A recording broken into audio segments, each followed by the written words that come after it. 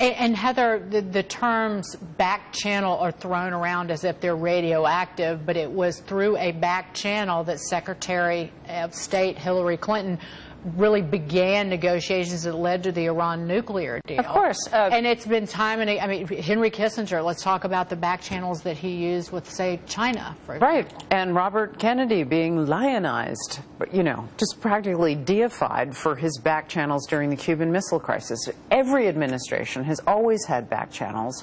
There are countries like Russia which are adversaries on some things, but they're allies on others. And remember, a lot of the information we had about the Boston bomber, even though we weren't smart enough to follow up on it, came from Russia before the bombing ever actually even happened. There are significant mutual interests in different corners of regions. Even Macron, in his weird exchanges with Putin, was acknowledging that they have mutual interests in, you know, whether Syria and other areas where they have shared concerns. So we say back channel as though, oh, it's a horrible thing, but no, what we're seeing yet again is this double standard of behavior, if done by Trump, is somehow problematic, even though if it's the same behavior that has been engaged in by previous administrations. Is Trump making matters worse for himself? We've been talking about communication problems all morning. Is he making matters worse for himself by turning around and tweeting about it?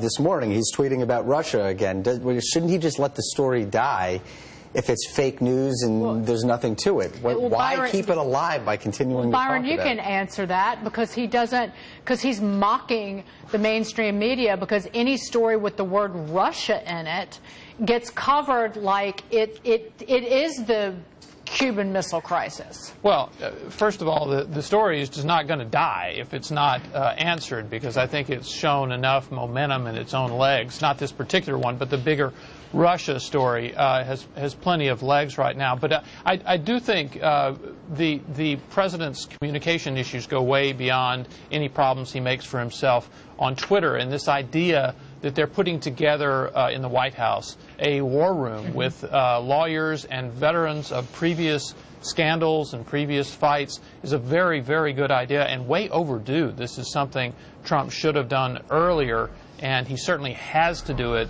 as he moves into this phase of more congressional investigations and now a special prosecutor looking at this in the Justice Department. And Lee, Kellyanne Conway on Fox and Friends earlier did confirm that they were putting together this war room. Right. That's right. And I think it is a good idea. I mean, we've been talking all along about how this should be run like a crisis communications campaign because they're constantly under attack. And so I think the right thing for them to do is to put this together, run a strategic communications plan, and go forward. Now, Byron, one of my questions for you is, how do you put a scandal like Russia to bed? How does that finally go away? Because this is very similar to Hillary was plagued by emails and she was never able to put it to bed. So how do you think that the president and the administration can put this whole Russian narrative to the side and move forward and start talking about the issues that matter most to the American people? Well, the facts of the case are going to determine what actually happens here. I mean, if there were evidence of actual